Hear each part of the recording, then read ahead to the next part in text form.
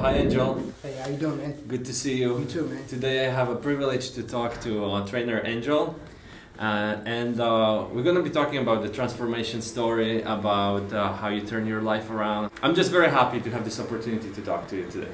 Thank you, man. I appreciate that. Thank you for having me.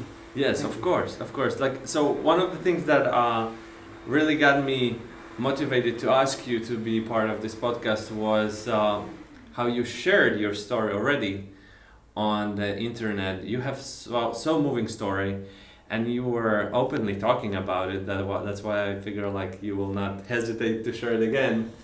I was very moved when I watched this video that you posted. Would you mind share your story with us? Yeah, absolutely, man. Definitely.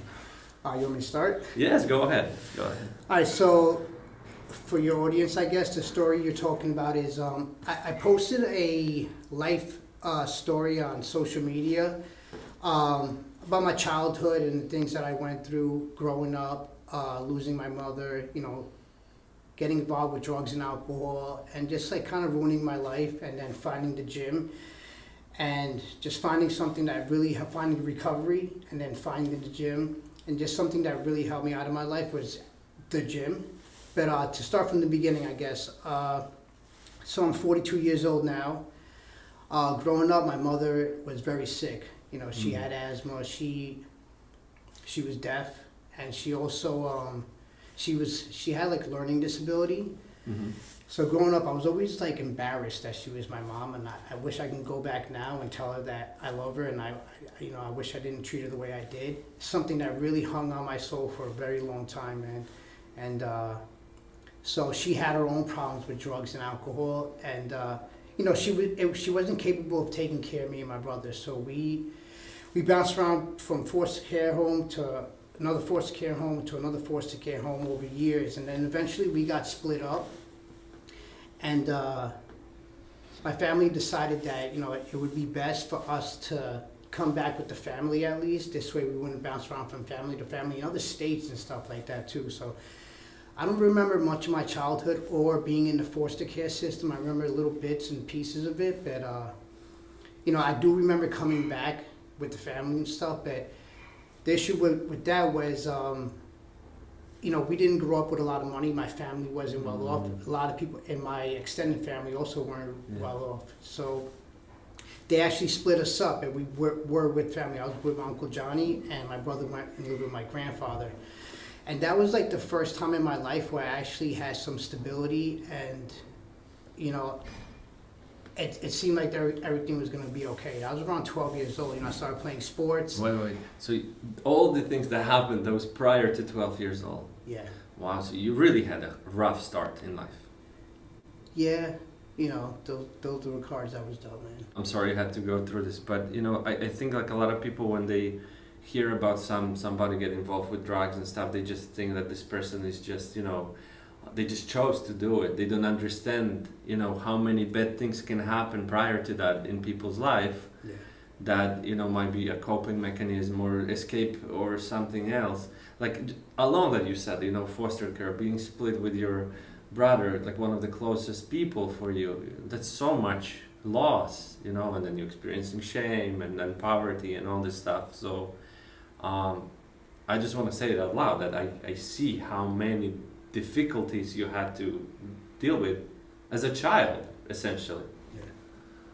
Do you reflect about it like that sometimes? So I do look back on it, and so one of the things when I got into recovery, one of the things I had like this awakening. I had this just this moment of clarity where I realized that a big reason why I chased alcohol and drugs so much is because I just wanted to be happy.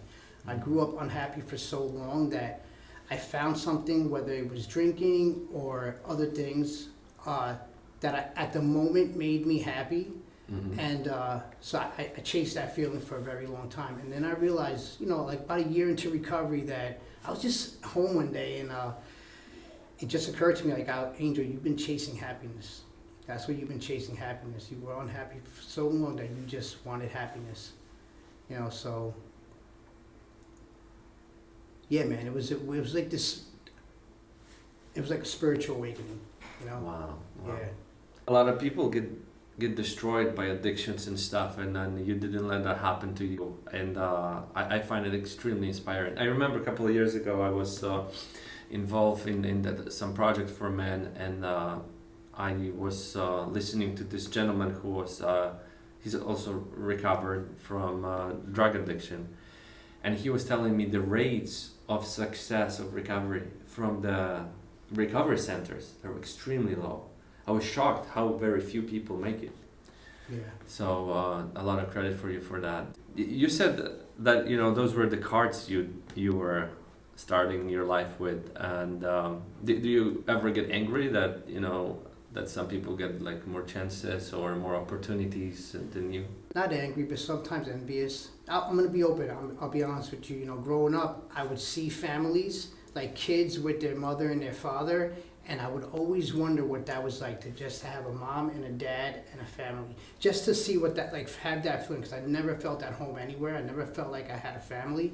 Always felt like an outsider, And I see people today who are around my age.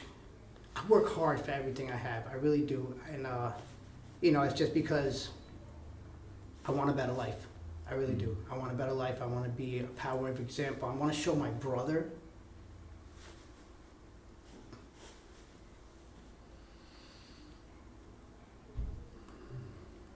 I want to show my brother that we can do good things in our life, And the major reason why I want to do good for myself, but growing up, I had to be like a father for my brother. He leaned on me a lot, and we both have our issues with drug and alcohol. So I see these people, and I get a little upset sometimes, and I'm just being honest. It's like, I don't even know if I want to say this, but like they're blessed to have what they have in their lives, and they take it for granted. Yes. They really take it for granted, and it really bothers me sometimes. I don't know. It's just something that I still need to work on. Frankly, I agree with you. A lot of people have many blessings they don't appreciate. They take them for granted. I see that over and over again. That is true. That's a me thing. They bless them. I'm happy they have that. One day I'll provide that for my family. Are you older brother or younger? I'm the older brother. Yeah. Mm-hmm. Yeah. So you also felt that responsibility to be the leader in the house? Yeah.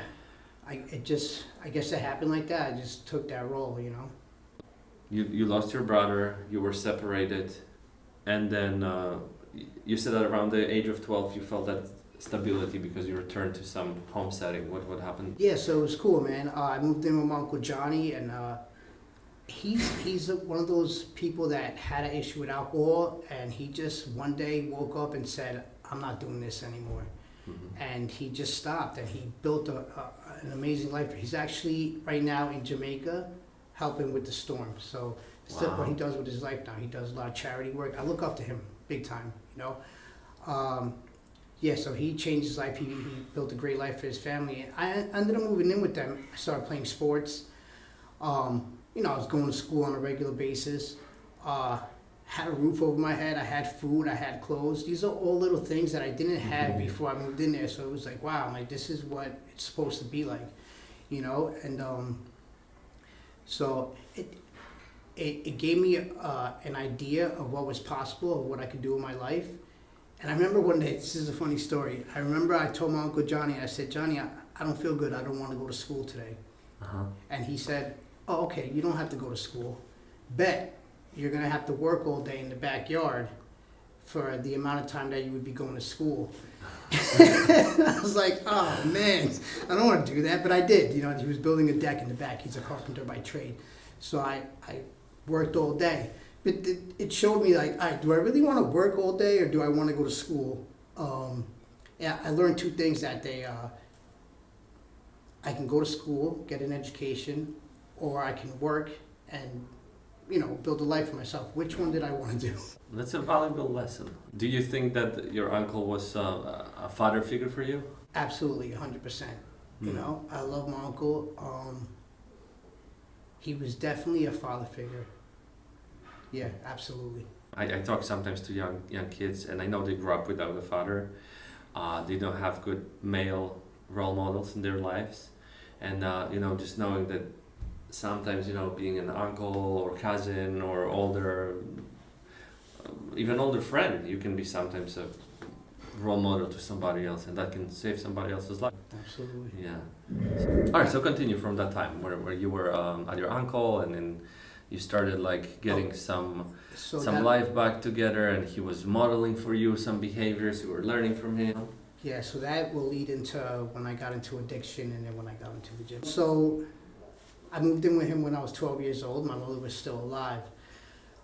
She ended up passing away when I was 14, and I was living with my uncle at the time. And I remember the day, like she had a stroke. She fell into a coma, and the doctors actually didn't think she was going to wake up.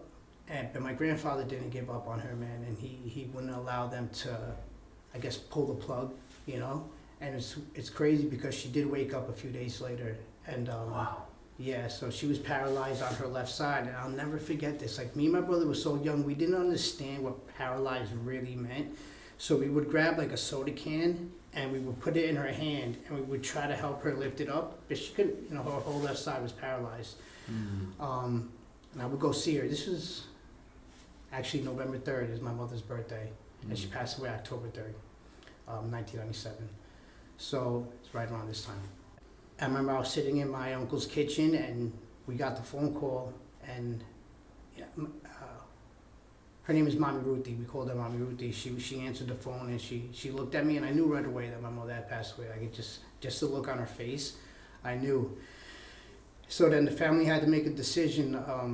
Do I stay with my Uncle Johnny, or do I move with another family member? I'm only 14 years old, So my cousin Rose, who was 28, took guardianship over me. And that's around the time where I became rebellious. I was angry. I was unhappy with life. I had lost my mother. I'm not with my brother anymore. He's living with my grandfather. And I'm a teenager, so I don't want to listen. I want to do my own thing. Started smoking weed, and that led into harder stuff, over time. And I should have known as soon as I started drinking that I was the guy. 16 years old when I started drinking. We all had drinks and everybody was finished, and I was finished also, but I didn't want to stop. Everybody else was done. I was just getting started. I should have known then that I had there was something that I couldn't do it. They say one is too many, 1,000 is never enough. That's true for a person like me. I can't just do one, and 1,000 will never be enough for me. So I just do zero. I don't do any of it. So that led into drugs, harder drugs, and my life got really bad after that. It really did. I'll share with this.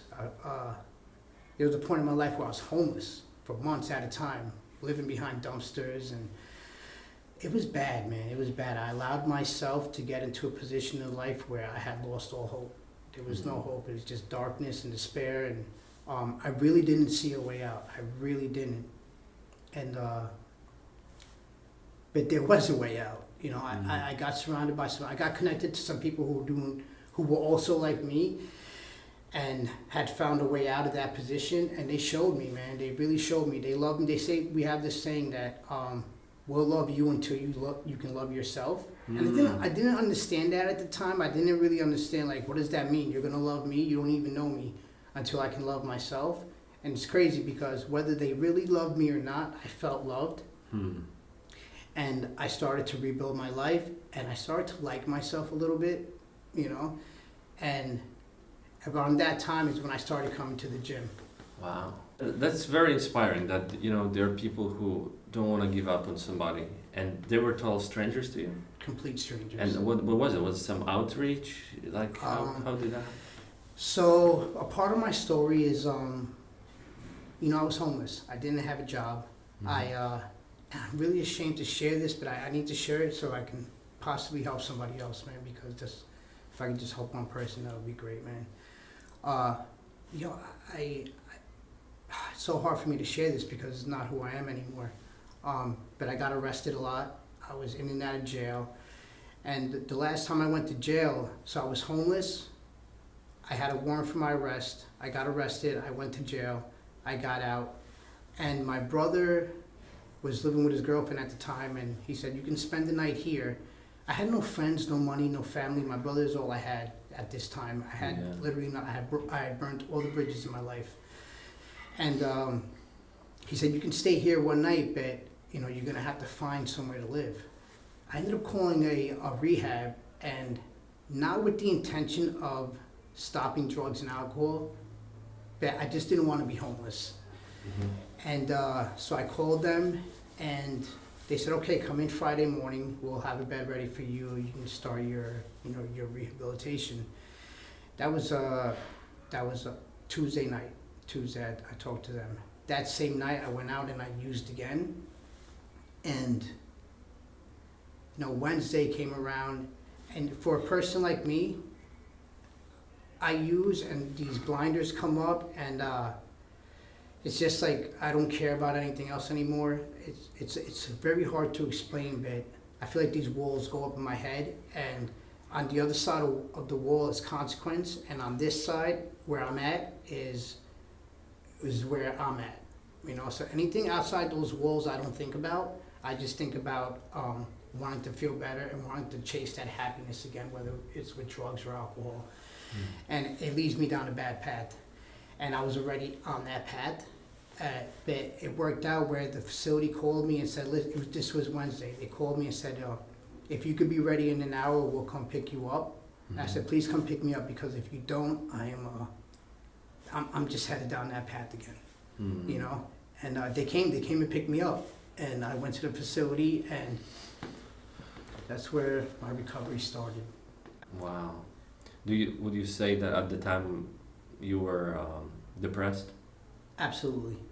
Absolutely. I was extremely depressed. I had just gotten out of jail. I had nothing. I had nobody. I had the clothes I had on my back, and that's really it.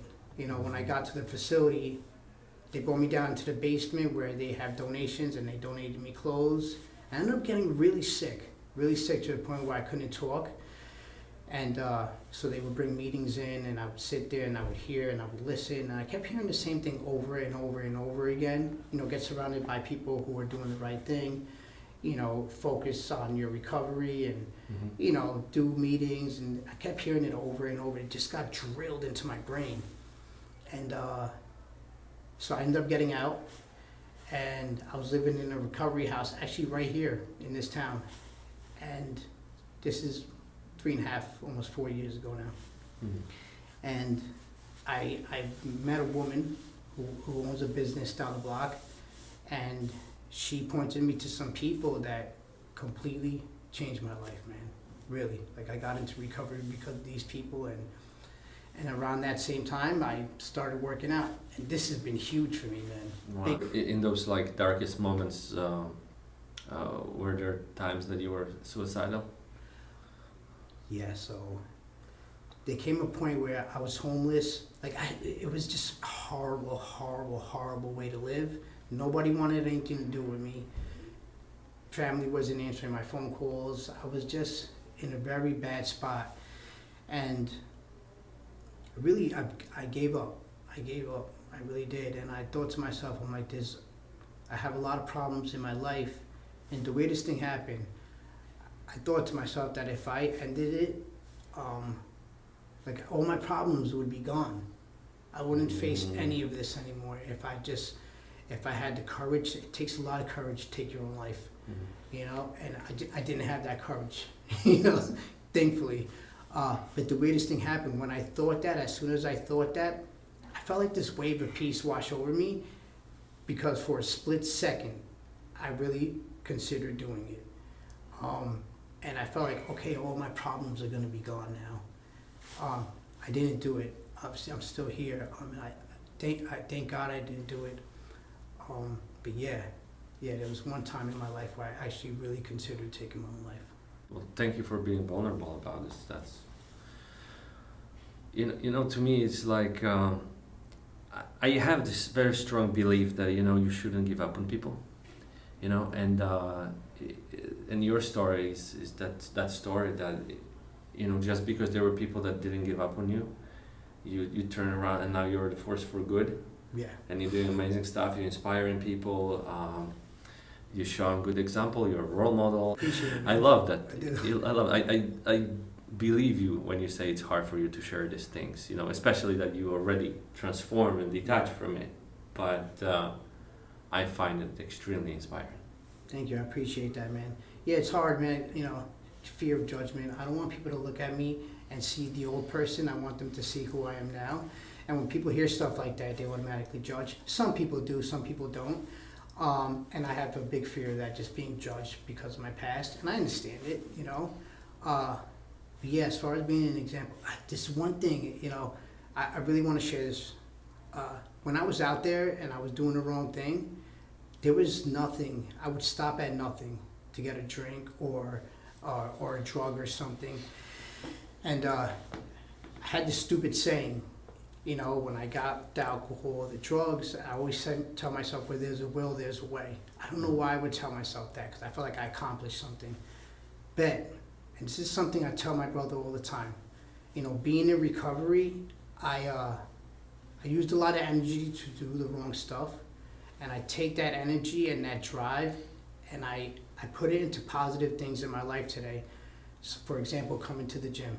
This has been huge for me, man. It's really changed my mindset as far as discipline and just showing me what I could do in my life, not giving up and being consistent. Yeah. But I take that energy now and I drive it into the positive things that I want to do in my life. So now whenever I accomplish a positive goal in my life, I say the same thing to myself, where there's a will, there's a way. Out of all the addictions, gym is the best. Oh, it's the best one. It's, you know, I'm proud of this one.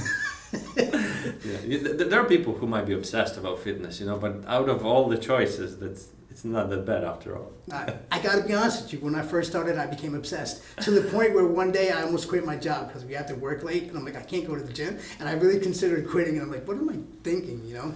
But no, I learned over time that to take rest days, to chill out. It's not that serious if I miss a couple days, and you know, and just I gotta be consistent. If I want this to last, 42 years old, man. If I want this to last, I really gotta be smart about it and not get crazy with it. But also your passion for it grew, I can tell, because I know you a couple of years already. Yeah. And you know, you decided to go for a certification in personal training. Yeah. That's a big step, you know, to get professional in the field. Your physique changed dramatically. Yeah. It improved so much. Thank you. I remember one day I was like, I didn't see you for months, and I was like, Angel, is that? Yes, I heard that so many times, you know. So I did. I got certified. So this weird thing, just like in recovery, people get into recovery and then they want to become counselors. I got into fitness and I wanted to become a personal trainer. It's just something I love doing. Like, I really love it. I feel great, and I love watching, helping other people and seeing them transform and start to feel good about themselves and build that confidence and self-esteem. I studied fitness. I would watch YouTube videos. I followed a lot of fitness people on social media.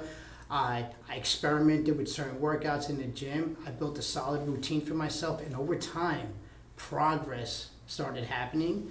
And I completely changed I look at the picture sometimes when I buzz in, and I ask them to show me the picture of when I first started, and it's a completely different person. My shirt's stretched out, I look kind of sad, you know. It's completely different. Yeah, but thank you, man. You know, it's something to celebrate. I just wonder, you know, that the young Angel who was like experiencing all these losses and hard stuff, like he would be probably so proud of you, you know. It's crazy that you say that. Yeah, I saw this thing on social media the other day, and had something to do with that, like your younger self. Like, are you becoming the person that your younger self can look up to? You know, and you know, treat yourself like you're still that boy. You know, love yourself like that. Yeah. You know?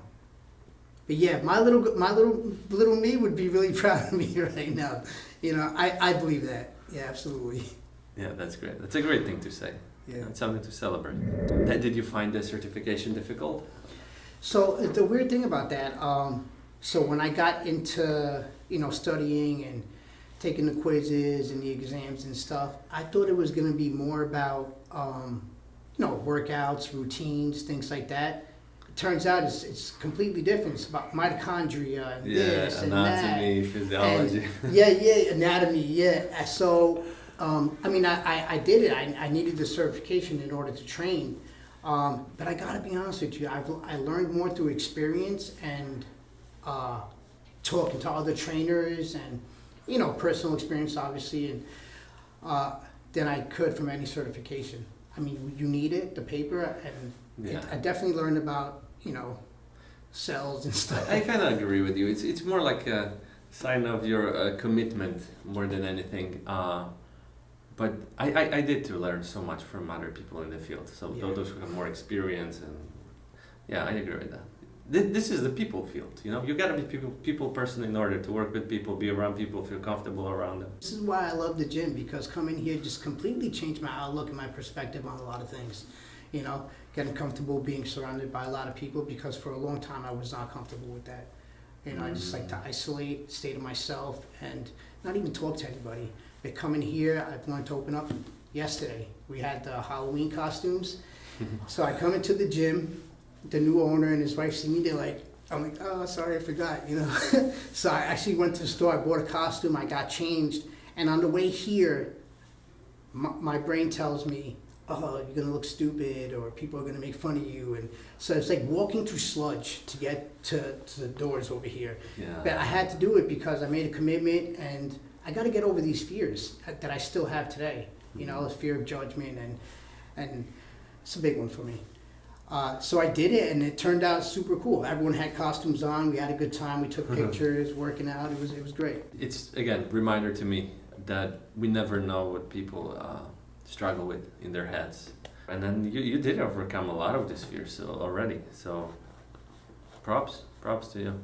What kind of fitness style is your favorite? Like I see you do a lot of like bodybuilding exercises. Did you try different stuff like CrossFit or something? So I actually took some of your classes. I don't know if you remember. I do. Yes, yeah, cool. I did some of the cycle classes. So when I started working out, it was pretty much an ego thing. I wanted to get jacked, and so get the girls and stuff. Turned out nothing like that. I can tell you a story that I have, and this is one of the best things that ever happened to me. I will never forget this. I was in the high school at the time, and I had the best gym teacher ever. The guy was, I love this guy. He was amazing. He was he was a role model to me. But I remember I had once conversation with him. I just discovered bodybuilding at the time. I might have been 17 or something, right? And I go to him and I said, Professor, I want to be big like these bodybuilders that I saw in magazines and whatever. And he just sat with me and he was like, why do you want to be big like that? And I was like, because they look so intimidating and strong and huge. And he was like, so what do you want people to be scared of you?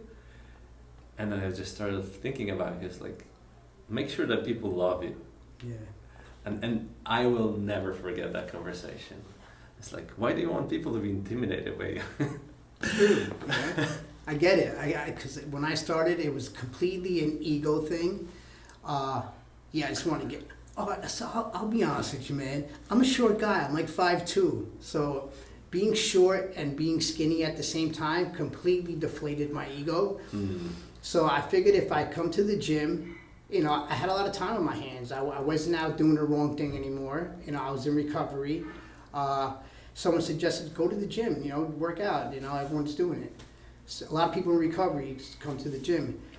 So I did, and I thought if I put on muscles and people would respect me more. I would build my confidence, and I'd feel better about myself.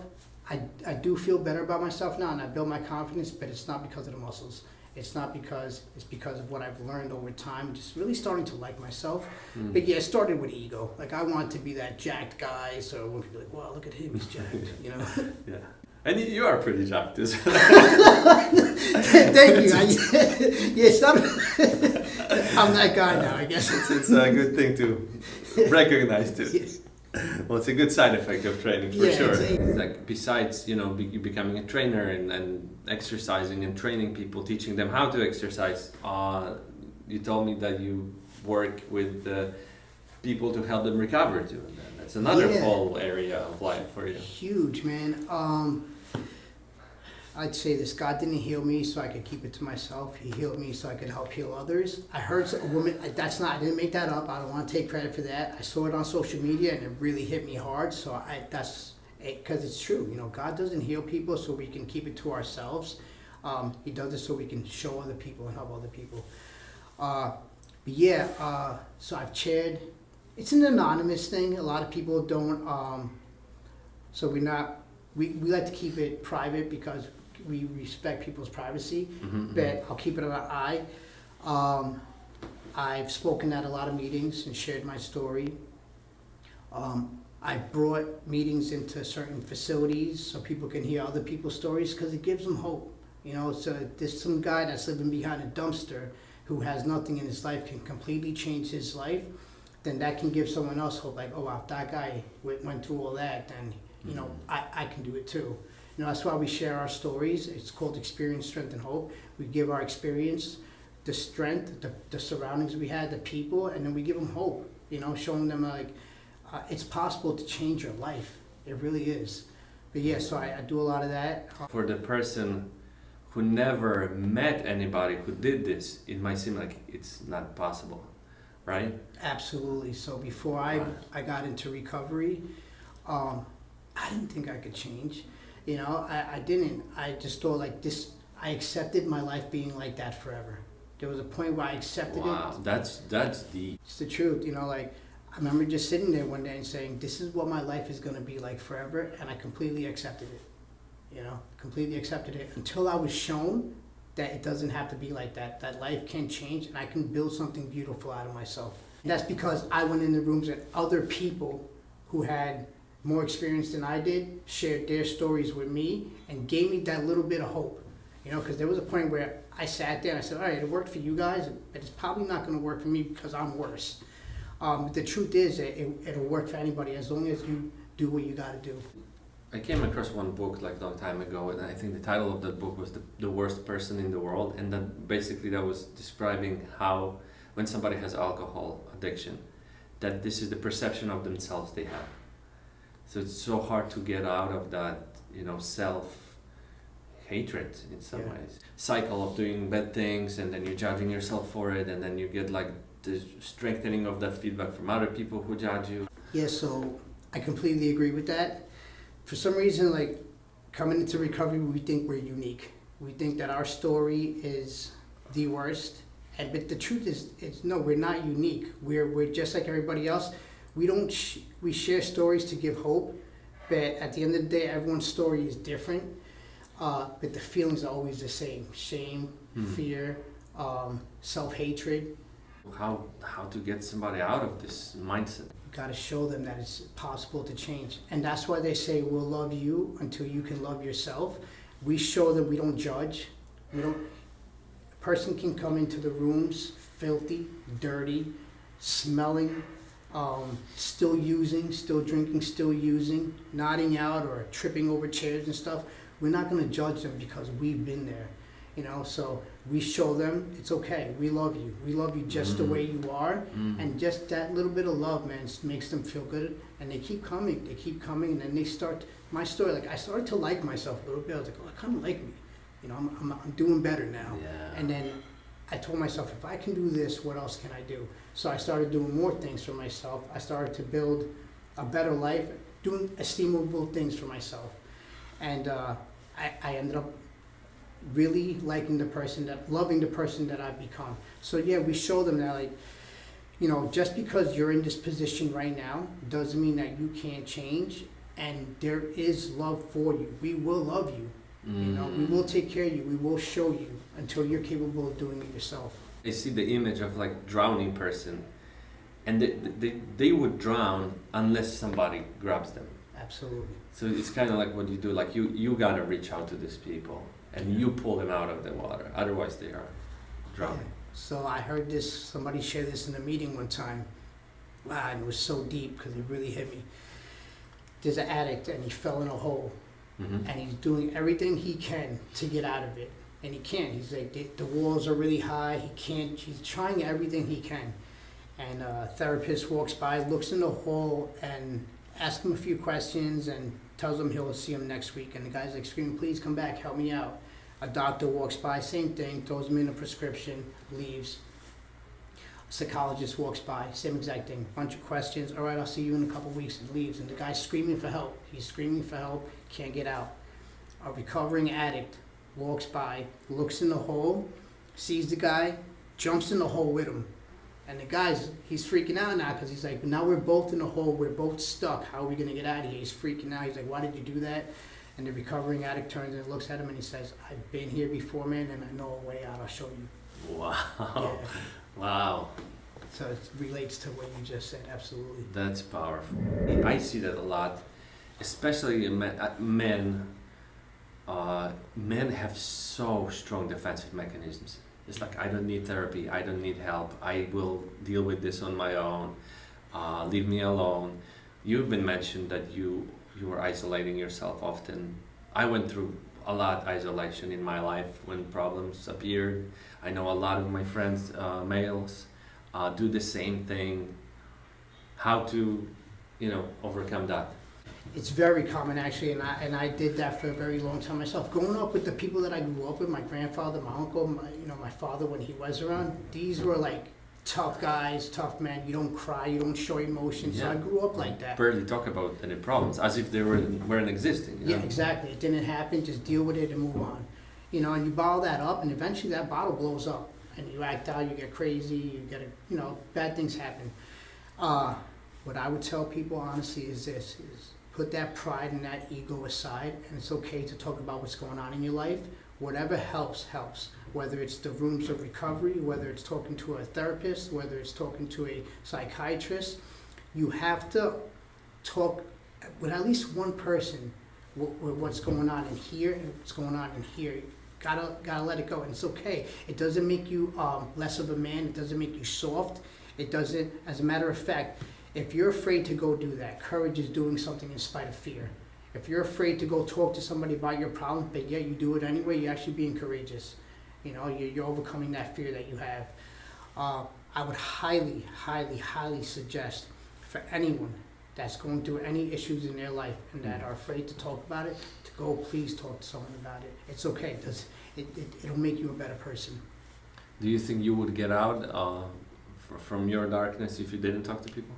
Absolutely not. If I didn't have the people who surrounded me with the love and care that they did and with their help, there's no way that I could have done this on my own. Absolutely not. I take no credit for the things that I've done in my life, because I wouldn't be where I am today if it wasn't for my old boss who suggested me asking this guy to help me out. If him not bringing me to meetings and getting me involved in a program, none of this, I didn't know anything about it. There's no way, there's no way I could have done it on my own. I really needed a lot of help. I needed to talk to people. I needed to figure out what was going on in here, and I need to share that with somebody else and see what their perspective was on it. Because it's always good to have an outside perspective, because we can be our best friend, we can also be our worst enemies.